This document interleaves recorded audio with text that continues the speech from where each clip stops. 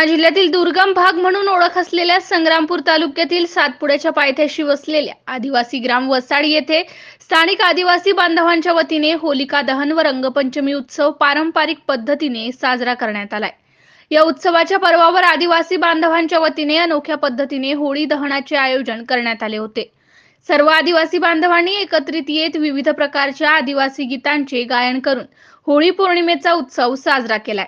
संग्रामपूर तालुक्यातील सातपुड्याच्या पायथ्याशी विविध आदिवासींच्या जनजातींचा समुदाय वास्तव्याला असून आदिवासी बांधव आपले सण आणि उत्सव पारंपरिक पद्धतीने मोठ्या जोमाने, आनंदाने व उत्साहाने साजरे करतात।